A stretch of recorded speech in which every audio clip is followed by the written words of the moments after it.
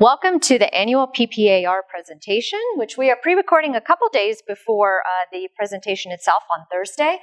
I have a lot of information, more than usual, because of everything that's been happening lately, so I'm going to jump right in. So really quickly, just because so much is kind of pending on the COVID situation, I'm going to give you a really brief COVID update. Here you can see the cases per 100,000 in the U.S., Colorado, and El Paso County. You can see here that, the numbers that we had initially have really been dwarfed by what's been happening, especially in the last couple of months. Total number of cases as of last week was 21 million in the U.S., about 350,000 in the state of Colorado, and then in El Paso County, about almost 43,000 cases. Daily new cases, of course, that tells us where the disease is going prospectively. We did have a bit of a spike, particularly in the U.S., and in the November, early December months, came down and is now ticking up again, which, of course, everyone is watching very carefully, especially with the new mutations that are out there. We appear to have found at least 3 different mutations. Speculation amongst experts is that the vaccine probably covers these mutations. We don't have solid evidence of that right now, but as a public health person, I'm watching this very, very closely simply because I remember from graduate school that the longer a disease is out there, the more people who are exposed, the more likely you are to get mutations. So we're really up against a race now for vaccination so that hopefully we can blunt the disease itself and any further mutations from occurring. Now, another quick thing to mention is that it appears that the new mutation that is in Africa is much more prolific amongst younger populations, and that's, of course, different than what we've had in the past. And then the one in the UK is much more transmissible, about 50 to 60% more transmissible than the original COVID-19 disease. And then, unfortunately, here we have the deaths per million. The uptick that we saw in the summer months, again, kind of dwarfed by what's going on right now. Total in the U.S. as of January 6th was 361,000 deaths. And in Colorado, and I'm sorry, this is deaths per million. In Colorado, 5,000, and then in El Paso County, 606. So the main thing that I want to point out here is that Colorado has been below the U.S. In terms of deaths per million, but we are ticking up again, and it's really been tricky because we've done better, I believe, overall because we've had more restrictions, so it's definitely a huge trade-off. But again, watching this very closely because, back in April, for example, we were able to treat the disease a lot better than we can, or we were not as able to treat the disease as well as we can right now, simply because we didn't have the information that we have now. But this is troubling to me because despite the fact that we have a lot of therapeutics for the disease, we don't seem to be able to really bring down the death rate, and that, of course, is just because there's that many more people who are getting sick. Now, how does this translate over to the economy? That's really what the focus of today is about. We did have what appears to be the largest decline in U.S. history for modern record-taking in terms of the decline in GDP. Now, if we annualize it, it was about a 34% decline and then a recovery in Q3 of about 33%. But I think what's better to look at is sort of comparing apples to apples. So I look at the year over year. And that percentage decline is about 3% if we compare Q3 of 2019 to Q3 of this year. Now, most experts are saying when the final numbers for Q4, which ended in end of December, come in, we're going to be at about a negative 3.7, negative 4% GDP growth rate. And then the Office of State Planning and Budgeting for Colorado is forecasting a positive 4% GDP growth rate for 2021. I'm not quite as optimistic with that. I'm favoring more the forecasts that are out there by the Conference Board, simply because they really base it more on actual data. But I'll talk a little bit more about that in just a second. Now, what caused, there are many components to GDP. What really was hit the hardest Well, not a great surprise, personal consumption expenditures. But here you can see that imports are really hurting us now as we're, somewhat getting into a recovery for the last part of 2020, but we're not back to where we were before, and that's really what's concerning about it, especially when you think about how many businesses have shuttered across the United States, not just in the hospitality industry. So unfortunately, I wish I had better news like I did the first 5 years that I was here. This is going to be a tough recovery. There's no question about it, and jobs are going to be a big part of that. Now, remember, I always like to look at the bright side of things, but there is a big difference between a rebound, so in other words, getting back on track in terms of positive growth, but that's really an improvement from a level that was really, really low to begin with. And that's different than a true recovery where the economy is healthy again with full employment, consistent GDP growth, and innovation and so forth. So with a record number of business deaths and only about 68% of U.S. jobs regained, we probably need some out-of-the-box thinking if we really want to get to a robust economy in 2021, 2022. And I think innovation is a key component of that. Now, back to the Conference Board and what they are forecasting. This is their base case projection. This is the one that they think is most likely, and I tend to pretty much agree with it. They're saying a contraction, once all the numbers are in for 2020, of about negative 3.6%. I think that's pretty accurate, with a pretty strong rebound in 2021 that'll exactly offset it, a positive 3.6%.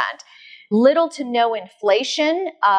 Global GDP to be a bit worse for 2020 at negative 4.2%. That's not very surprising. A lot of other countries are being hit a lot harder. And then starting in 2024, so really 3 years from now, they expect global growth to return to the average growth rate of roughly 2.6%. Now, there are a lot of assumptions that are going into this, right? Because there's still so much that we don't know, particularly the rollout of vaccinations.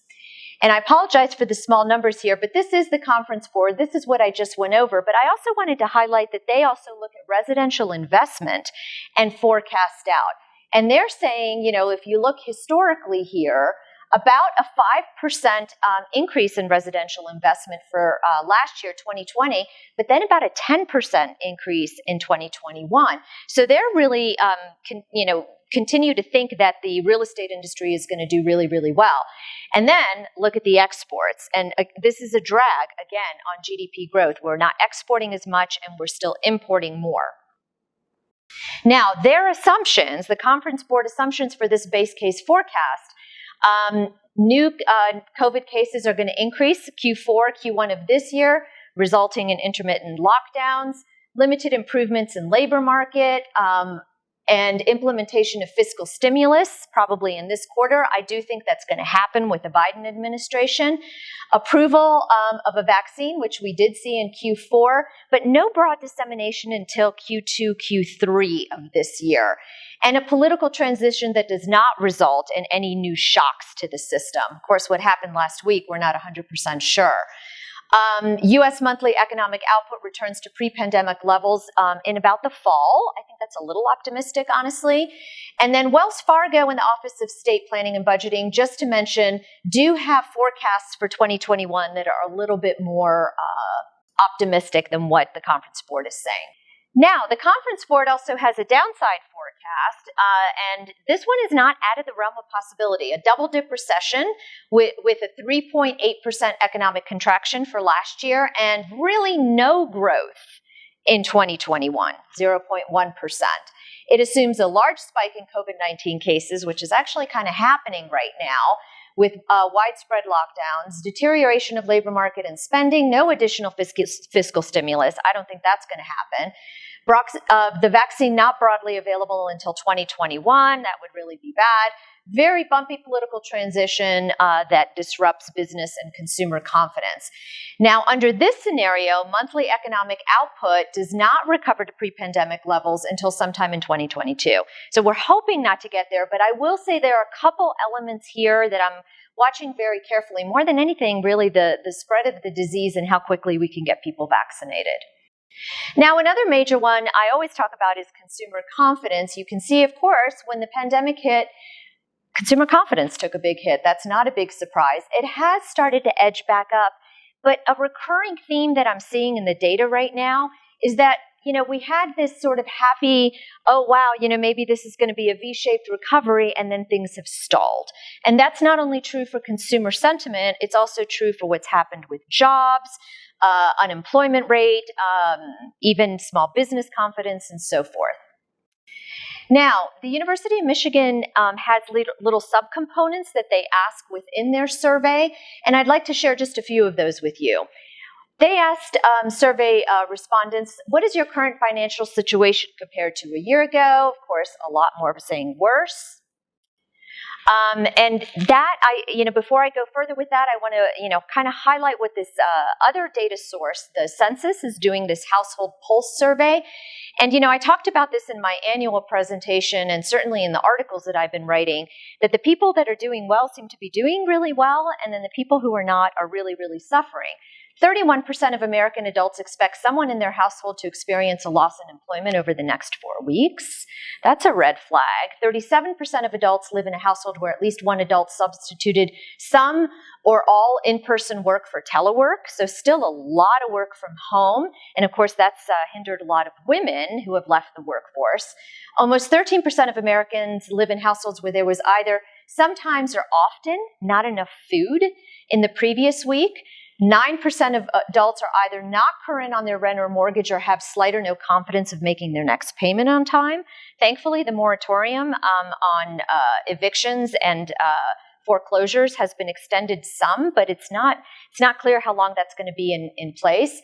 35% of those adults who report eviction or foreclosure in the next 2 months, they are saying that is either very likely or somewhat likely. 36% of adults almost have been somewhat or very, have found it very difficult or somewhat difficult to pay household expenses during the pandemic. And 84% of adults with post-secondary educational plans have either shifted their plans or canceled them altogether. So, this is kind of that other side. And it explains, of course, why consumer confidence is not as strong. But it also, it tells me there are a lot of people that are really hurting in the country, and that fiscal stimulus is going to be imperative for us to continue, probably well until 2021. But it also tells me that the recovery is going to be tough.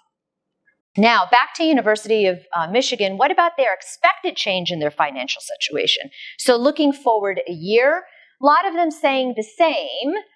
So for the people who are really suffering, like the previous slide, that's not good news.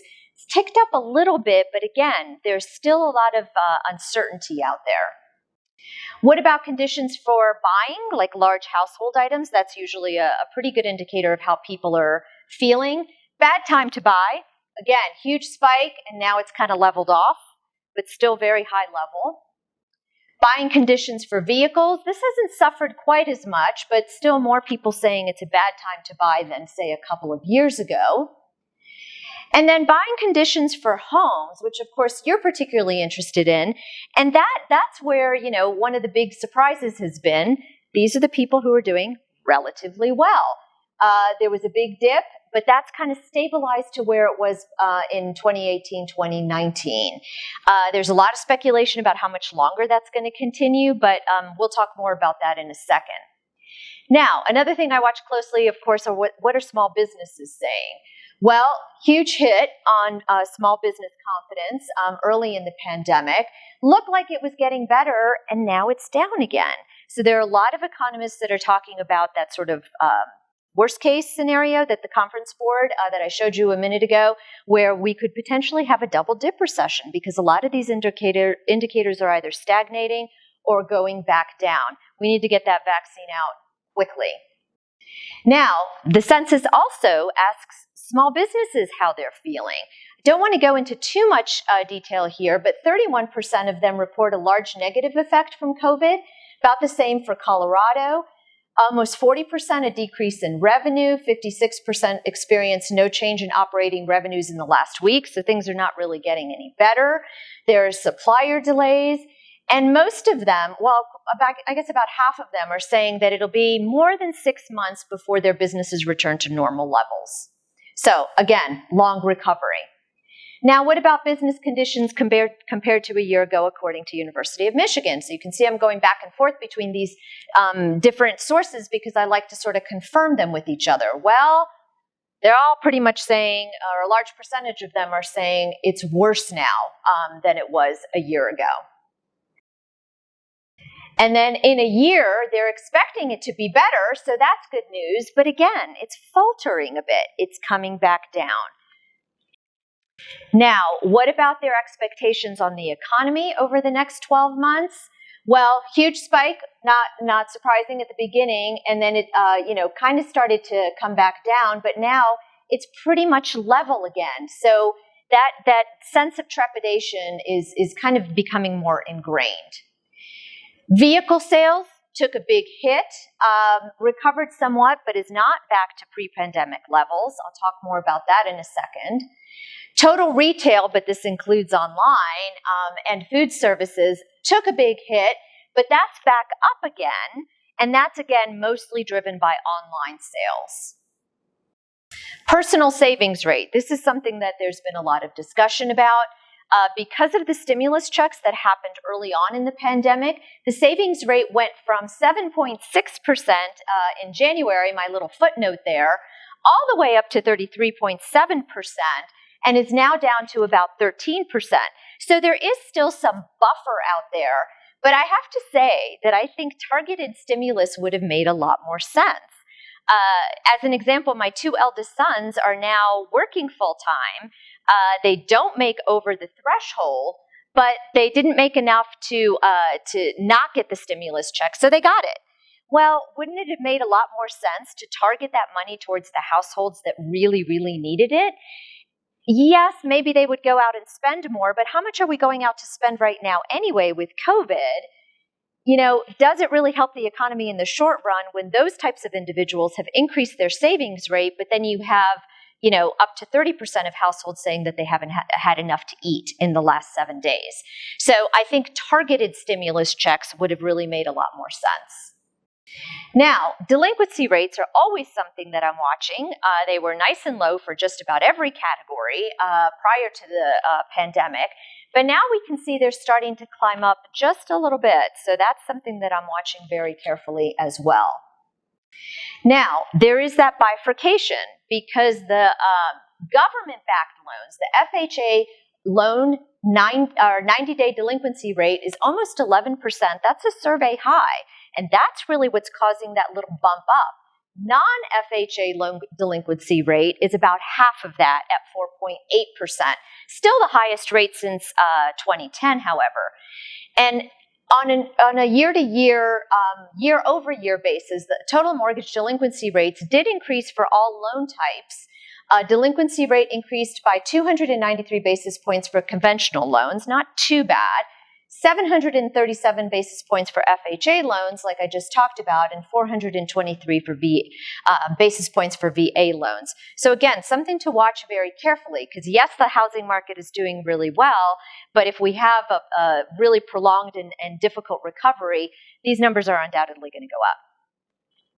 Now, credit card loans. This is good news because the delinquency rate has gone down on that.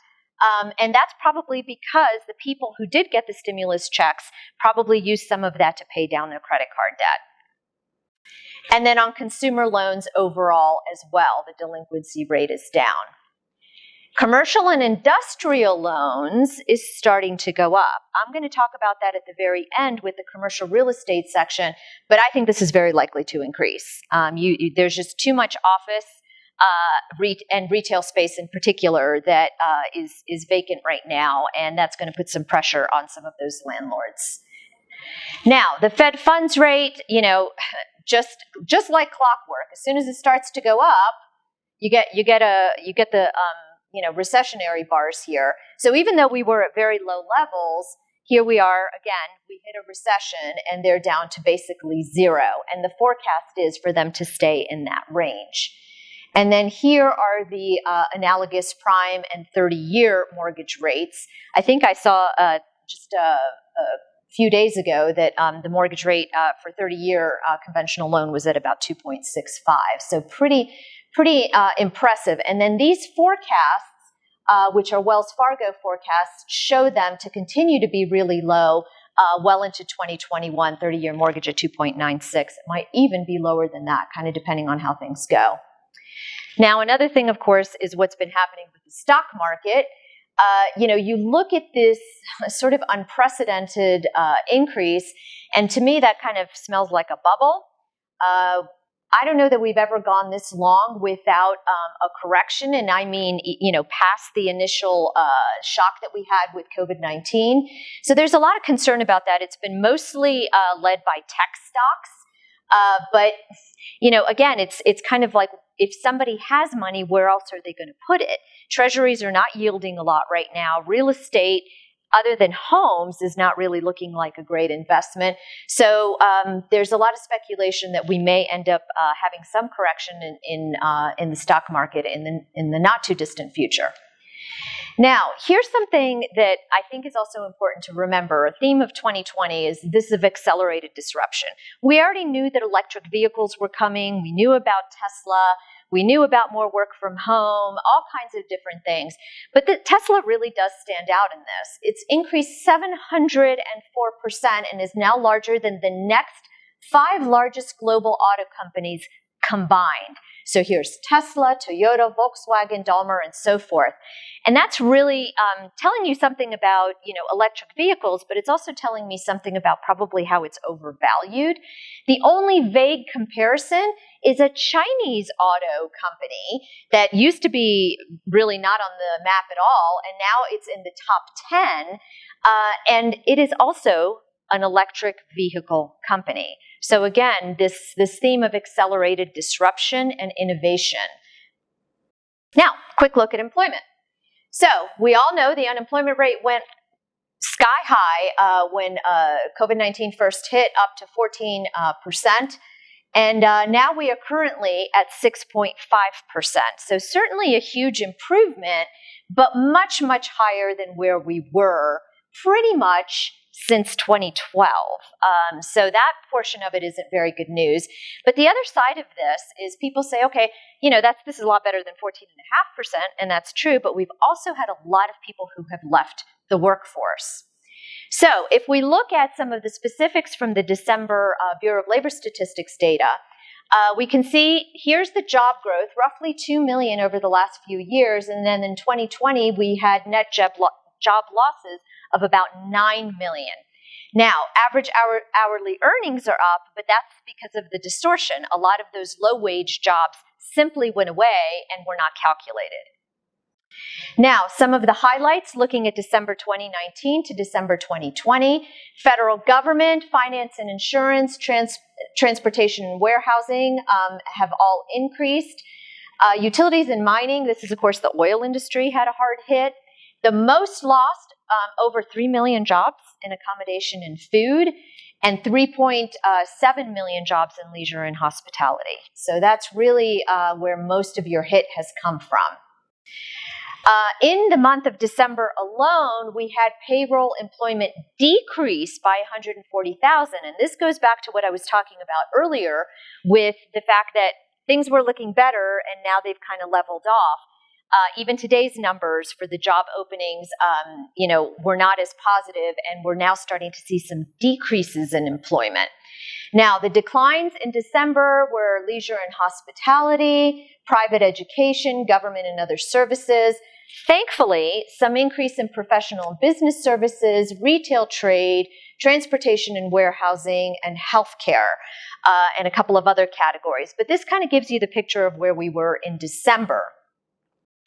Now, unemployment claims. That's, of course, something that, we also look at very, very carefully.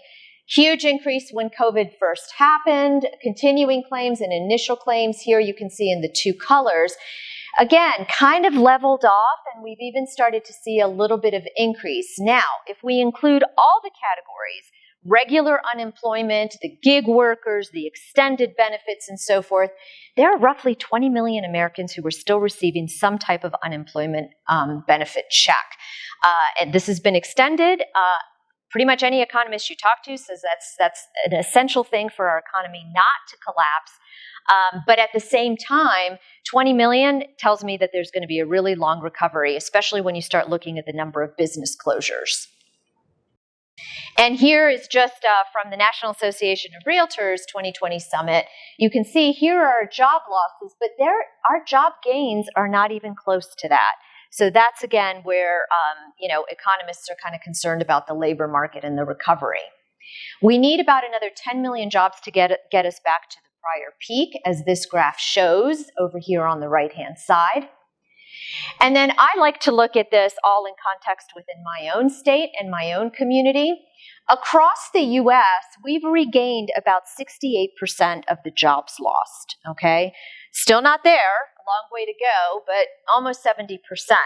Boulder, by contrast, who usually outperforms us, has only regained 40% of their jobs. Why? Because they have a lot of restaurants and a lot of hospitality. Colorado Springs is a star in this. 78% of our jobs have been regained.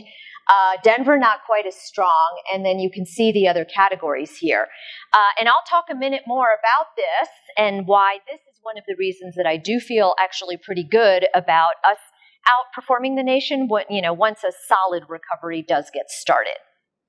Now, something to think about is in this jobs recovery, the U.S. tax code incentivizes capital investment with depreciation, opportunity zones, and so forth, which, a lot of companies are increasingly leaning towards because of automation and other efficiencies. They like to get machinery that helps them become more efficient and even automate things, but that crowds out human labor. Now, this is something pre-COVID that we knew was happening. By contrast, the U.S. tax code heavily taxes employment, right? But that disincentivizes hiring. So that's another thing that I'm thinking a lot about in terms of how do we get people back to work once things are, quote, back to normal.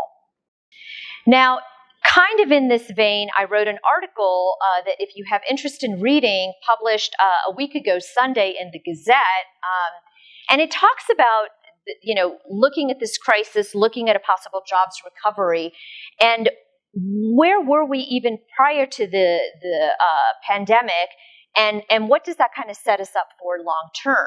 And just really briefly, you can read the article if you'd like, but I pointed out that the top 1% of U.S. earners account for 21% of the country's total annual income, while the lowest 25% of workers account for only 3.7% of the total income in the United States. You can't have that type of bifurcation and chasm and expect your economy to thrive long term. The top 1% of households earned $2 million, while the lowest 20% earned $21,000, according to the Congressional Budget Office. And if you do the math, the top 1% make about 94 times that of the bottom 20%. And then you start thinking about the household pulse survey that I just showed you and so forth, and it also kind of starts to make sense. And in this article, I also, said, okay, let's not just look at averages because, the top 0.1% on average make almost 50 million in the U.S. There are different ways. So I also looked at wage data and wealth data, and it's all basically telling you the same story.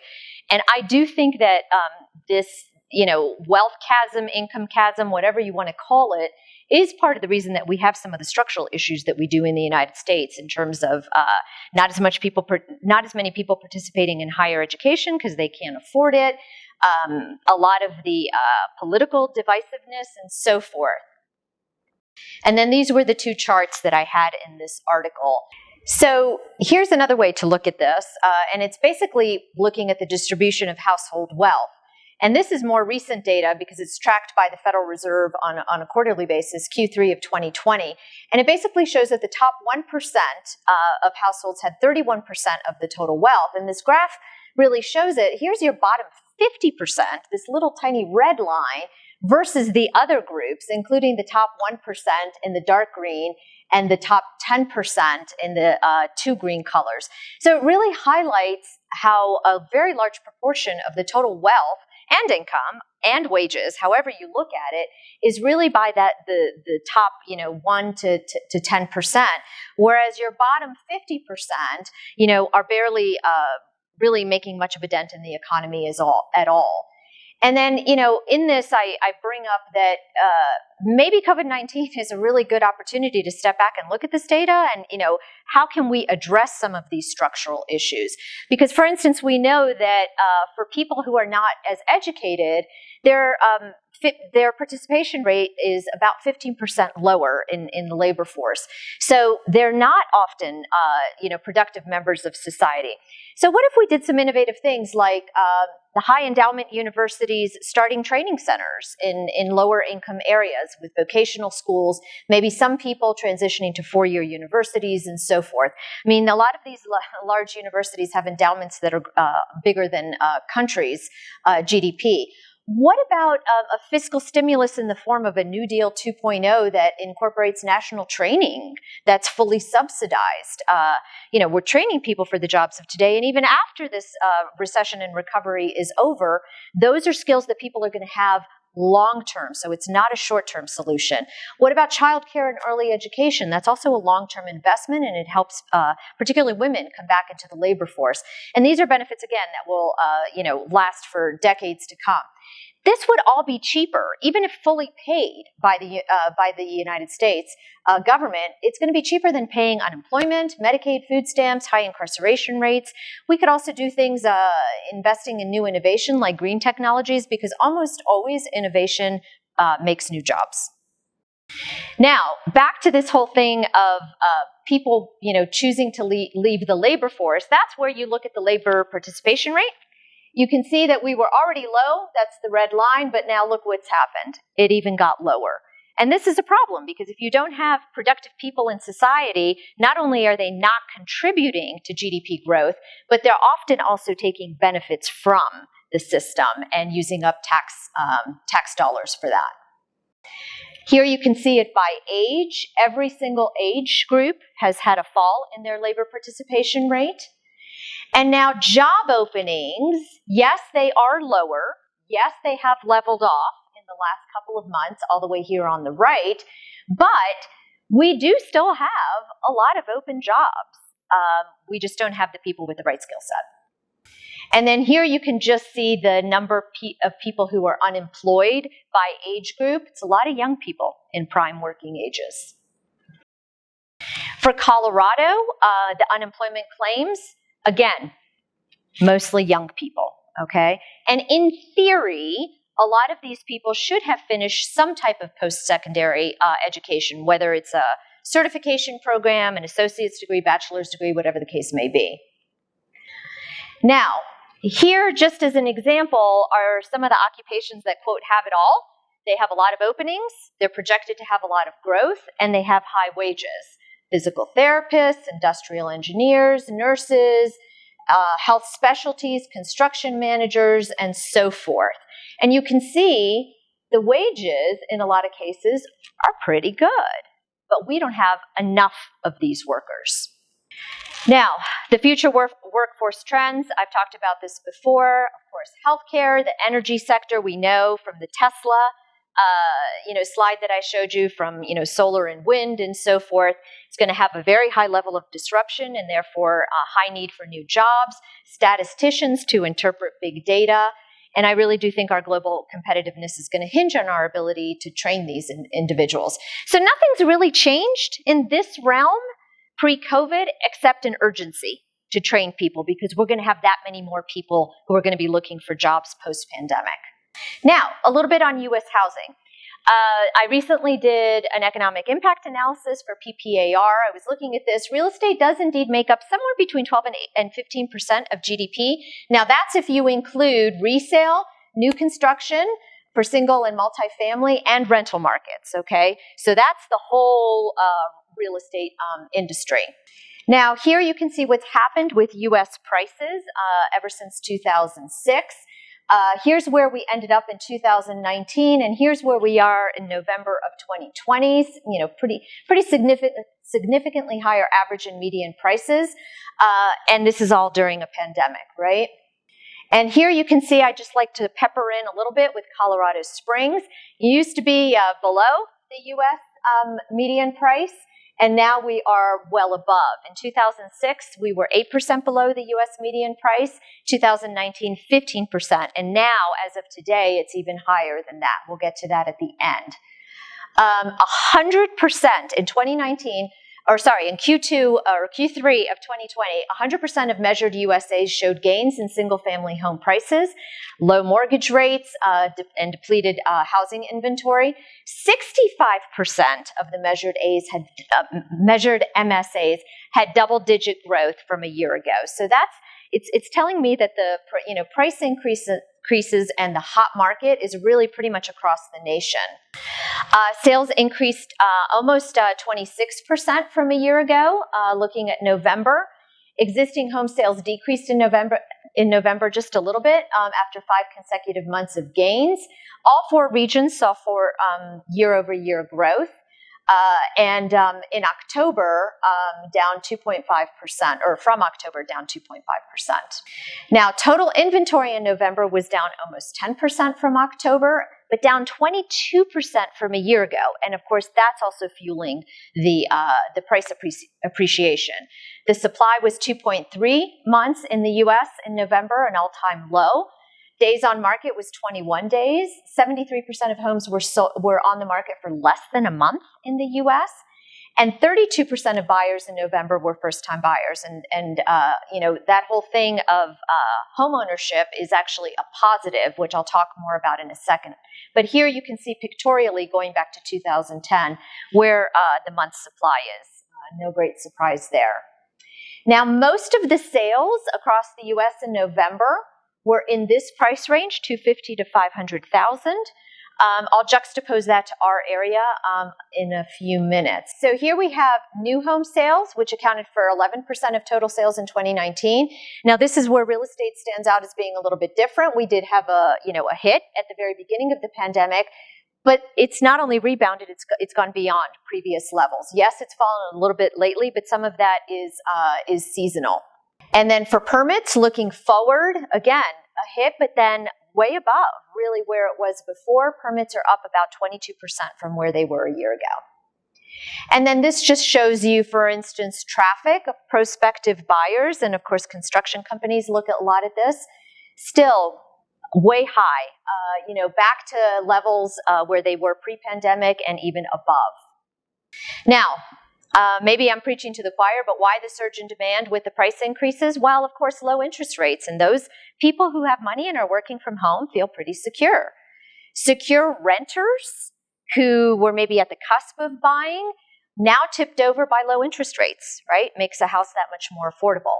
Preferences are shifting, more work at home and maybe indefinitely, more playtime, perhaps, being able to, pull out the commute time. I know where I came from, very usual for people in the DC area to commute an hour and 15, an hour and 20 minutes to work, and then another hour and 20 minutes back.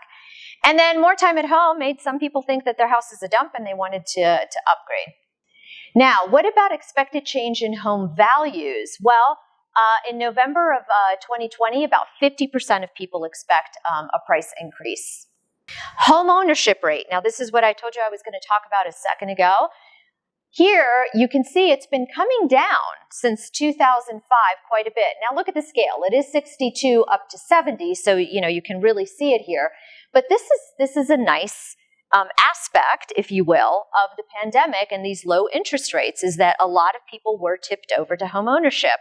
But then again, you have the other side of people who are worried about making rent payments. So it's either sort of one extreme or the other. And then looking forward, according to the National Association of Realtors, here are some of the projections that they have. Looking forward, percentage change from a year ago, they in their slides, they had that a lot of these they just think are going to continue to increase, pending contracts, mortgage purchase applications, and so forth. What about the Colorado state economy? Just have a few slides on this. This is the same one that I showed you for the U.S., but for the state of Colorado. Ticking up again, we know that there's some fraud. I'm on the weekly CDLE calls, and I initially thought that it was more individuals that are doing, that are causing some of this fraudulent activity.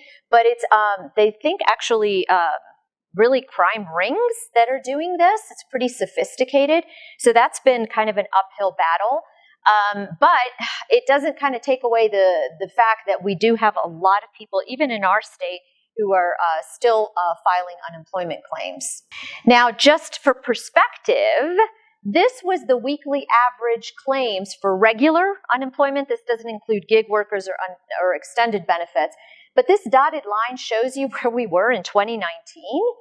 And look at where, the volume of claims that are, again, now ticking up a little bit compared to where we were before.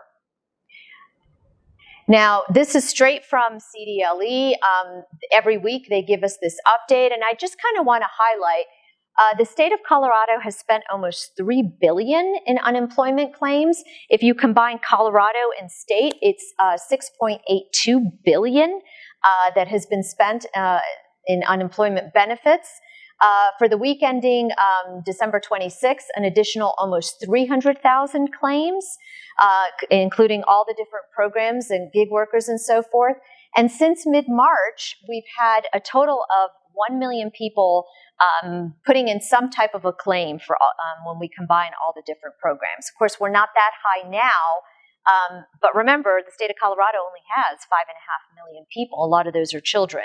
So for a million claims to be out there is, kind of puts it in perspective how hard a hit this has really been. Now, if we look at it by industry, of course, accommodation and food is a big one, retail, trade, healthcare, and social assistance. But there's some other categories here that have gotten larger, like professional and technical, like construction and so forth. So, I'm watching that pretty carefully as well. How is this going to impact our state growth? Well, the red line is the state of Colorado. You can see we've been outperforming the nation, the dotted line, since about 2012. And I do think that that's going to continue. We have, second most educated state in the nation. We have an awful lot of people who work from home. And that keeps the economy sort of moving. But we do also have a large hospitality industry, and we're certainly not immune. Now, the Office of State Planning and Budgeting is forecasting that for 2020, we'll end up at that negative 3.7. Remember, Conference Board said negative 3.6. And then rebounding to about a 4% for the nation, okay? Now, good old days in 2019, you can see we were one of the best performing states in the nation. We had the third fastest real GSP, gross state product growth, 3.9% of all the states. The U.S. growth rate was only 2.2%. So that kind of puts in perspective how strong the Colorado economy was going into this pandemic. Now, if we look at the most recent quarterly information, Q3 of 2020, you can see Colorado is doing pretty well. We've had about a 30% rebound, as I call it, from a 33, I think, percent hit. So we're doing better than other parts of the nation, but we still do have a long way to go. Now, as far as state employment, our unemployment rate in Colorado is a little bit lower than the U.S. The projections are for us to, again, outperform the nation for 2020 once those final numbers are in, and then for us to be back to about a percentage point below the U.S. in unemployment, 5.7 versus 6.7%. Employment by sector, just to kind of keep in mind, how many jobs do we have in the state of Colorado that are related to these hard-hit industries? Well, healthcare and social assistance, that was a hard-hit one. Accommodation and food is the second one. Now, remember, those top three in particular are very labor-intensive industries, so that's why they make up number 1, 2, and 3 in terms of share of employment. Not the same for contribution to gross state product, but still really, really, important in terms of labor recovery. And then here you can see in leisure and hospitality how many jobs really got hit, and they haven't nearly recovered yet. But that's not surprising with the continued shutdowns that we have. Now, there's been a pretty sharp pivot in Colorado employment. If we compare November 2019 to November 2020, the number of people in the labor force decreased almost 43,000 in the state. The number unemployed increased by 118,000, so up about 158%. Total employment declined by 161,000, and that's down about 5%. And this is tough on so many different levels, even in a strong state like ours. State budgets are hit hard, right? They're not getting the tax revenue that they used to. We've had a 1,000-fold increase in unemployment payments. So they're getting less, but they're having to pay out more. They also need more staff, and that's something they're constantly working on. So fewer tax dollars. Tabor restrictions have really hit us hard in this because a lot of other states that were able to kind of save up for a rainy day fund, we've been restricted by Tabor. We've had to refund that money due to that law that was enacted a couple decades ago. Higher expenditures for transfer payments, of course. And then these automatic stabilizers don't really work in these tax revenue restricted states. I'm glad that we went into the pandemic strong, but I do worry about these things intermingling with Tabor and our ability to kind of get on solid footing again. Now, the labor participation rate that I talked about for the U.S., here it is for the state of Colorado, took a hit. We're doing better than the U.S., but we're still lower than we were before, and a lot of that is professional women. What about the demographics? We know that a lot of people have been moving in, right, in migration. Is this going to continue? It's a big question. So we have been at double the population growth rate. Here's the U.S., here's Colorado. But interestingly, the State Demographer's Office has revised down the population growth for the state of Colorado.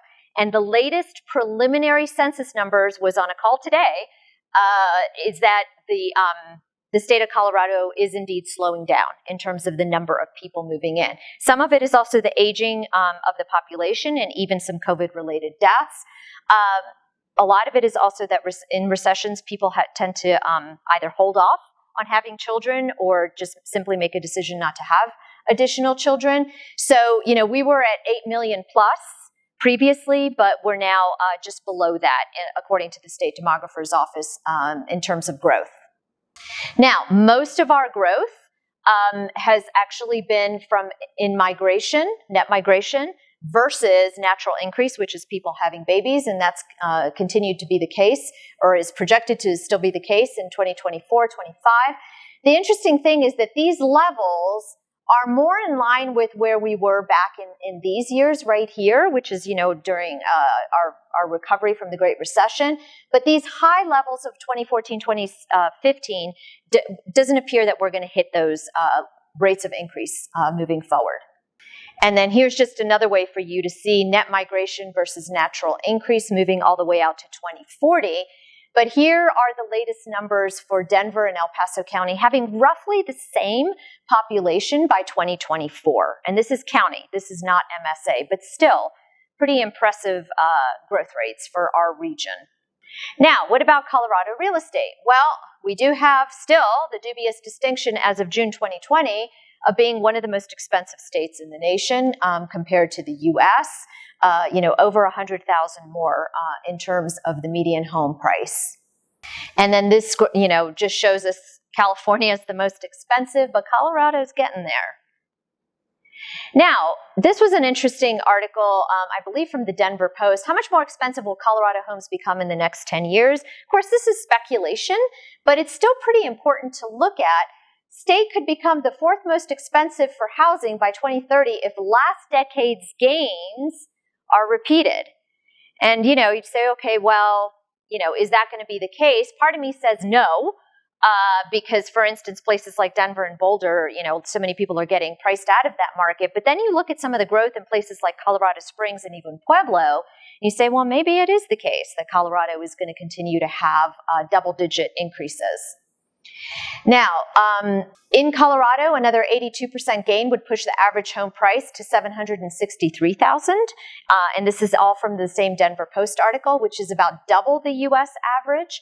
For the Metro Denver area, Average home would be almost $1 million, and Denver would be the 11th most expensive. Colorado Springs would be the 19th most expensive, with an average home price of $564. And by the way, we are currently the 27th most expensive, so not that far away, really. And if we did get to this level by 2030, we would be roughly in the same category as Las Vegas and Atlanta. Now, rental markets. This is another important thing that I look at for a host of different reasons, including just overall affordability and people continuing to move here, particularly young people.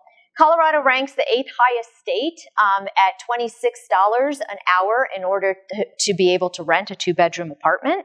So, and if you take that at minimum wage, someone would need to work 71 hours. So Colorado has gotten really, really expensive for apartment leasing. Now, our local economy. So here we have our growth rate in the blue. You can see we've been also outperforming the nation. 2019 numbers just came in a couple of weeks ago, and you can see how close we are now to that Colorado average, which is, of course, mostly driven by the Denver-Boulder area. Again, the forecasts up there from the Office of State Planning and Budgeting. My own forecasts, and I'll go into more detail in a minute, for our region is for us to continue to outperform the nation and be roughly on par with the rest of Colorado. Here you can see sort of the hot spots for the GMP growth in 2019. We are in the highest category, Front Range right there. We were at 3.7% real GMP growth versus the metro portion of the U.S. Average city, 2.1%. So we really, really did well in 2019. If we compare us to some other comparable MSAs, we were again at that 3.7%, and you can see here where we are in comparison, pretty much in line with Denver, Huntsville, Salt Lake City, and Boise. Now, what about compared to some other MSAs within the state of Colorado? Well, only really Boulder and Denver outperformed us. Again, we did really well and better than a couple of other MSAs as well. Now, 89% of the metro areas in 2019 had growth. We're certainly not going to see that for 2020. I don't remember seeing 89%. That really does tell me that the growth was pretty widespread across the United States. We ranked 56th out of 384 MSAs in 2019, so we were in the top quartile. Now, what are our biggest industries from a contribution to GMP perspective? I watch this closely. Well, the first one is partially your industry, finance, insurance, and real estate, including rental and leasing. 20% of our GMP comes from that sector. Professional business services is number 2. I've seen it grow quite a lot in the 6 years that I've been here. It's almost 16% of our total output. Military is number 3. I've seen that shrink in the time that I've been here, not so much because the military is getting smaller, but because these other industries are getting larger, and so forth. You can see the other categories. Now, I also look at consumer confidence, which we don't have for MSAs, but I have proxies like new vehicle registrations. We did take a big hit in there, and it would look like it was rebounding nicely, and then it's coming back down.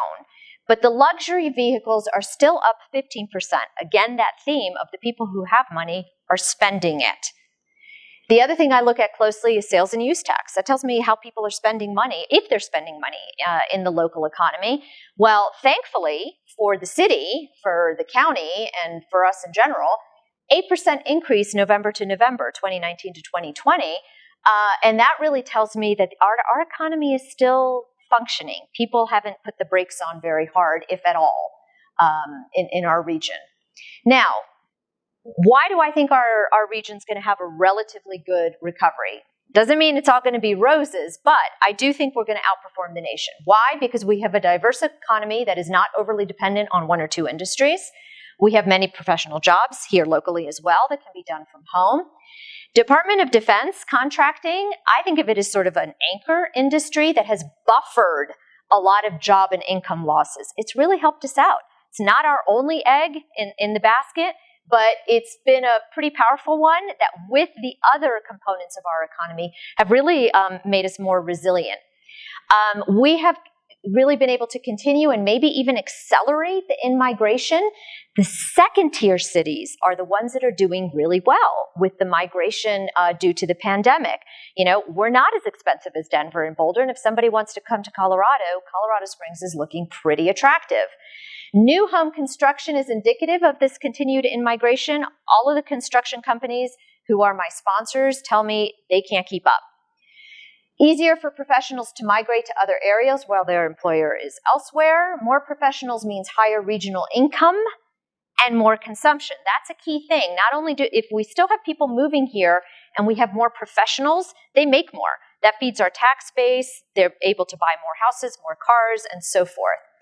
El Paso County has mostly recovered the workers who left the workforce. I'll show you that in a minute.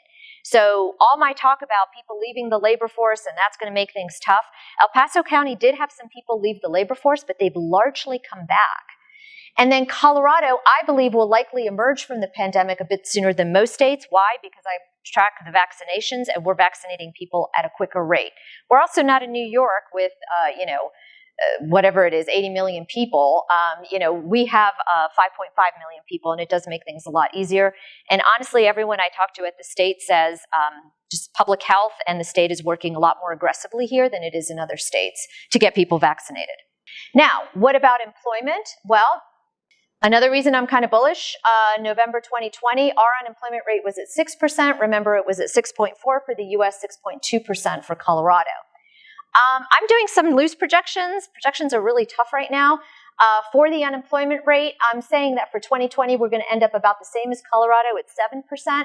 But then I'm saying we're going to be about the same, maybe even a little bit better than the state of Colorado at 5.6% unemployment in 2021, significantly better than the U.S. at 6.7%.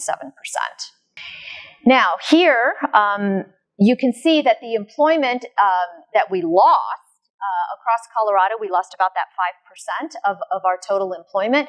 But look at Colorado Springs. Didn't lose as many jobs to begin with, right? When you compare us to some of the other regions, okay? And then for the unemployment rate, as I said, we're at 6.2%, and then Colorado Springs is just below that, so that's good. Here's the same graph that I showed you earlier. 78% of jobs regained in Colorado Springs is, a stark difference to the 68% in the U.S. and better than the rest of the state of Colorado as well. Grand Junction, I think, kind of stands out for a host of different reasons, but they're a much smaller market. Now, what about these super sectors, as I call them? All employment has taken a hit, and we know that. But the top growing industries have not really changed. If we look at Q2 2014 to Q2 2020, these top four are the same ones that were there pre-COVID. Construction, professional and technical, healthcare, and finance and insurance. Now, specific changes from Q2 of 2019 to Q2 of 2020. Again, professional and technical is continuing to grow. Public administration, finance, and insurance, and of course our largest declines in the industries that you would expect. Now, I kind of wistfully look at this. 2013 was when we reached that threshold for the number of new jobs needed to match population growth. We had been, at that threshold or higher, which is a good thing because we got hit pretty hard during the recession. 2019 numbers are in. Look at how nice they were. But we did lose almost 23,000 jobs. Now, we're getting them back, but this isn't going to look too pretty for 2020. We know that. I'm looking now more forward to 2021 and how many of those jobs, hopefully we can get to 90-95% of jobs regained in this calendar year. Here are top 10 job openings as of 2020 year end, December. Interestingly, almost 21,000 jobs open, which is about the same as where we were pre-pandemic. So again, that gives me it reinforces that theme that the high demand jobs are the high demand jobs. If we could just train people for those jobs, we probably would be back down to really low unemployment rates. So here you can see for the November data, the unemployed lags a month, so I go back a month. The job openings at about 21,000, total unemployed about the same number, 21,500. So we have about one worker per open job, again, just need to train workers for those job openings. And a lot of them are due to the disruption that's been happening over the last decade in terms of automation, healthcare, technical, and so forth. Now, back to the whole thing that I mentioned earlier about the labor force. El Paso County had a decrease in the labor force from November to November of about 350 people. So we initially lost more people to the labor force earlier in the pandemic, but a lot of them have come back. We're down only 0.1%. This is going to help us significantly. Now, we do have 10,783 fewer people employed and about 11,000 more unemployed. But overall, you can see here that the labor force is largely intact. You know, we were really stagnant for many, many years, and then we started to increase, and now it's pretty much matching population growth. Now, you know, we're kind of at a level point here, but this is in sharp contrast to the U.S. and even the state of Colorado. But again, we're not in a situation where we've lost thousands and thousands of workers here. And then this is just looking at it, you know, for a shorter period of time. So the increase in the labor force from 2014 to 2020 was 13%, but the increase in our working age population was 9.5%. So that's completely opposite of what was happening prior to 2014 in our region. Now, wages are, another thing to look at. We know that we had good increases in wages during 2019, but we had kind of a long way to go to begin with. The U.S. wage increases were 2.4% in 2019. Colorado Springs MSA, for the first time that I can remember, actually outpaced the nation. But we also started, and here you can see it pictorially, increasing, but being below the U.S. and Colorado. And here it is for Q2 of 2020. We're still, though, even with the increases, almost 16% lower than the state of Colorado and about 11.5% lower than the U.S. So we still have a long way to go. I do think that eventually they're gonna get closer, probably to the U.S. as opposed to Colorado. But it's something that's going to take a long time, and probably the pandemic and the big picture is going to make this scenario a little bit more difficult. I often talk about the reasons for the lower wages. Probably have a lot of retired military who work part-time or do consulting work for less because they have a secure position, if you will, or had one and now have retirement benefits. Military spouses with non-continuous employment, and they often have lower wages. We do have a legacy of lower wages from 2000 to 2016, and wages are often sticky. And we have a large hospitality sector. Now, quickly on demographics, I talk a lot about, the fact that El Paso County is growing so much. This is actually incorporating the latest changes from the state demographer's office. El Paso County is still projected to be one of the high-growth counties in our state.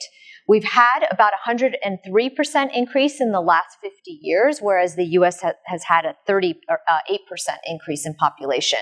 We are still projected to have about 1 million to 1.1 million people within El Paso County by 2050.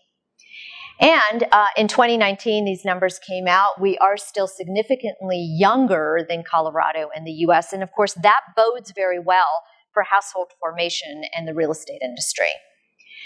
Population projections out to 2030, we all know it's going to continue to increase quite a bit for 65 plus and stay pretty flat for the younger cohorts, but not true for El Paso County. In fact, the 30 to 49-year-olds are the ones that are projected to increase the most. In 2019, still one of the most educated regions in the nation, more bachelor's degree, and more associate's degree as well. Now, I do want to mention here, completion is a problem, though. About 50% of university-level students who enroll do not graduate by the end of their 6th year. And after their 6th year, it's unlikely that they're going to graduate at all. So this is another thing that I think a lot about in terms of workforce development, getting people to work, getting businesses the workers that they need. Now, what about local housing? pretty much final section for you. This I showed back in October in my annual event, but and this hasn't been updated, but I do think it's very important. I apologize it's cut off, but Colorado Springs was identified by moving companies to be one of the top destinations for people, in migrating. So that tells me a lot about the second tier city theory that, a lot of people are moving to cities like ours. Now, more recently in the Colorado Springs MSA for the Q3 2020 data, median home price was $372,000 up almost 14% compared to a year prior. We are now almost 20% higher in our median price compared to the U.S. We have 0.3 months supply in December and 0.4 for all homes. So the 0.3 is for existing, and days on market about 19. Okay, so here you can see the Pikes Peak region increases in price going back to 2005. Really pretty much a logarithmic increase. If we put in December 2020 numbers, that's what those little stars are. We're still on a trajectory for double-digit increases moving forward. And this does include all homes, new and existing. And then here you can see, I was just kind of interested, how do these price increases for average and median home prices, what does that percentage look like if we go back to, say, 2012? Well, the average home price in our region has increased 82% from 2012 to 2020, median home price about the same. So that really speaks volumes. And then here is the slide that just shows your days on market. Again, part of the reason that prices are high. Now, here's a little bit of information on average and median price, 2019 versus 2020. As I stated, the average and median are in the 12 to 13% increase. The forecasts are forthcoming. We have an annual booklet that's going to be coming out in about 6 to 8 weeks. Really waiting for a lot of individuals to get back to me on that, but most of what I've heard so far is continued double-digit increases. And then here you can see we did have more sales in 2020, but they're obviously not keeping pace as indicated by the days on market. Now, remember earlier I showed you the sales distribution across the U.S., that most of them were in this price range.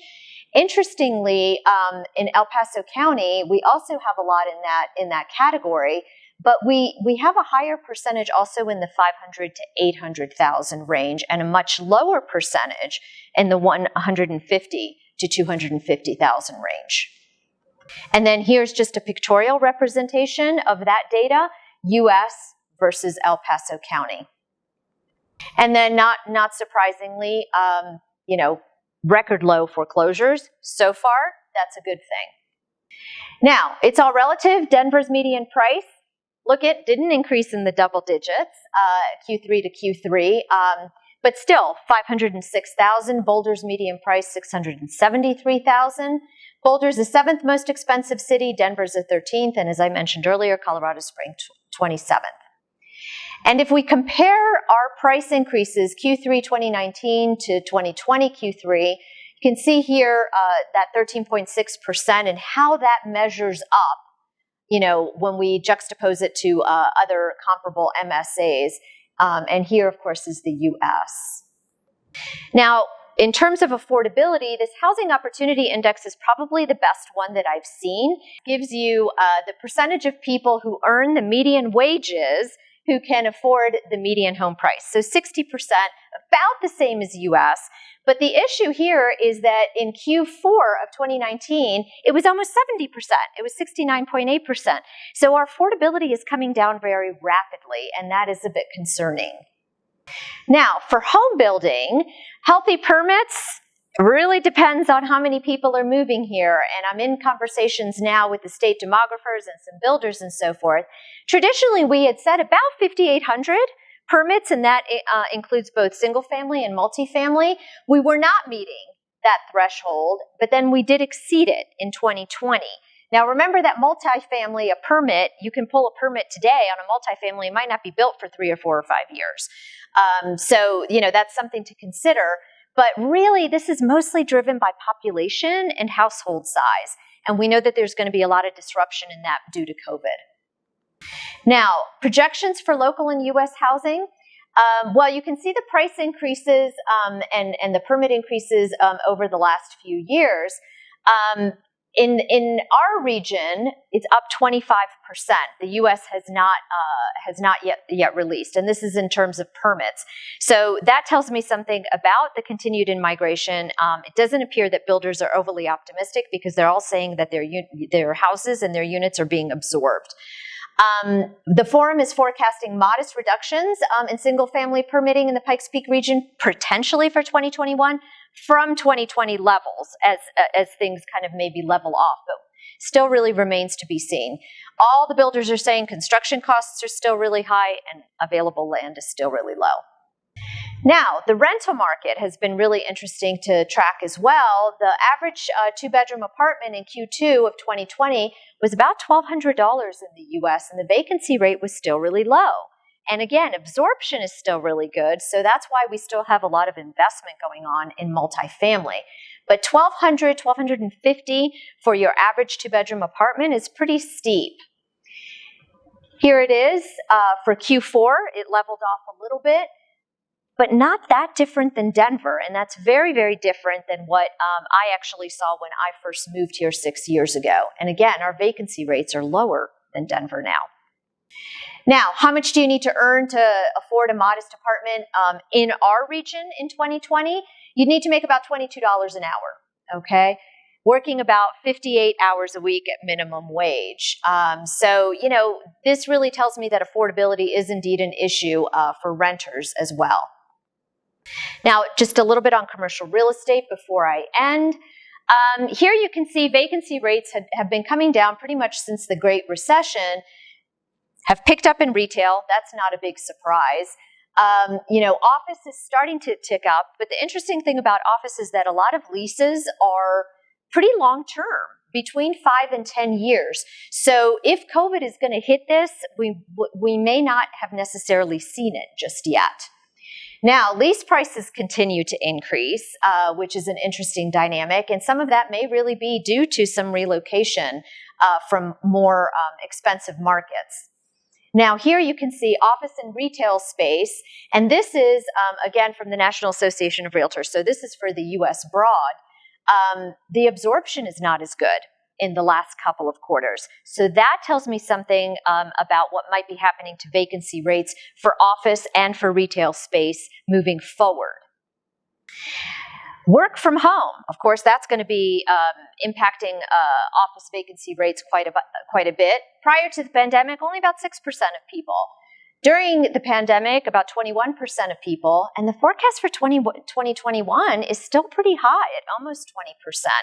So that's another thing to think about in terms of office space.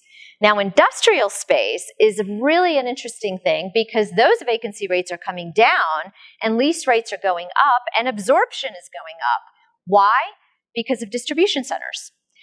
And that's both your really large warehouse spaces and also your smaller last mile distribution centers.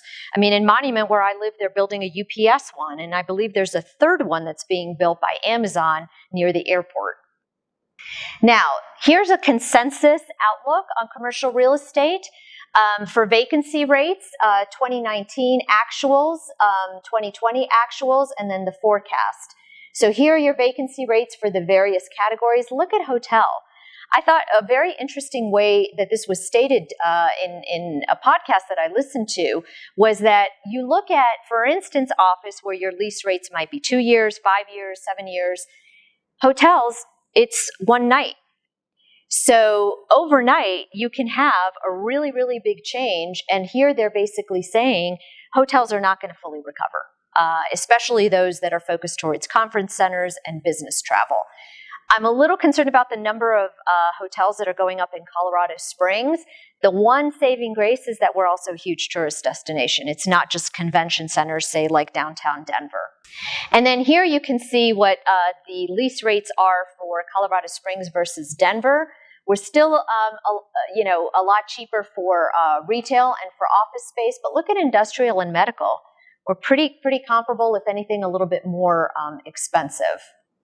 Now, back to what these experts are saying, and this is from a CU Boulder Real Estate Conference that was in December.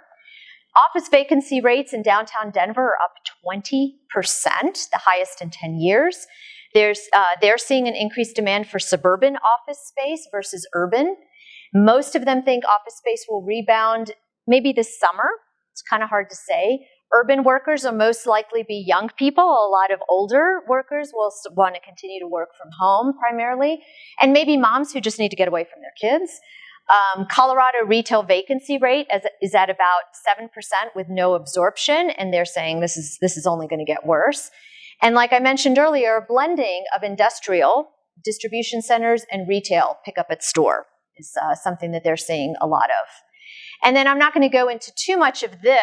You can look at it on your own, but it is interesting. For every billion in the new e-commerce, that results in an additional demand for industrial space of 125 million square feet. So that kind of puts in perspective what's happening with industrial space.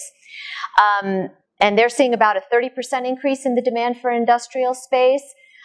And then, as I mentioned, hotels are particularly vulnerable. Business travel may not fully recover. But they're also seeing an income problem right now for hotels. It's probably going to become a debt service problem for hotels. And they're thinking that there'll be some distressed sales. Airbnb is a major, major disruption. And some hotels may be repurposed into multifamily housing, temporary homeless shelters, etc. The only other thing that I'm going to mention here is that the Colorado Restaurant Association says that the National Restaurant Association says that they project about 50% of restaurants will close down as a result of the pandemic. And that's going to kind of alter the whole urban landscape as well. And then about 16 million people, this is really relevant for real estate, 16 million people have moved in 2020. About 14.2 million of those are permanent. So by permanent change of address, that is tracked. Okay, so a large number of people who have completely relocated. More people have full homes in the mountains in the state of Colorado with small apartments in the city, so kind of flip-flopped from what it was before. They seem to think it might be a good time to invest in a downtown apartment. Single family for rent is another big investment opportunity, also manufactured homes, and so forth. So that's really kind of the main stuff that I want to talk about. And then they seem to think that land will be a great investment hedge moving forward, not only because of the increased demand for real estate, but also if inflation comes into play with all of the debt that we have. Colorado Springs, Boulder, and Denver, and Fort Collins. So four out of the top 5 places to live in 2020 were in the state of Colorado. So that really helps explain all of the in-migration that we continue to see here. And that's all I have. As I mentioned, the annual report is going to be available probably early to mid-March. We're still waiting for some data updates. And that's it for my presentation today. I believe we're going to be followed by a Q&A.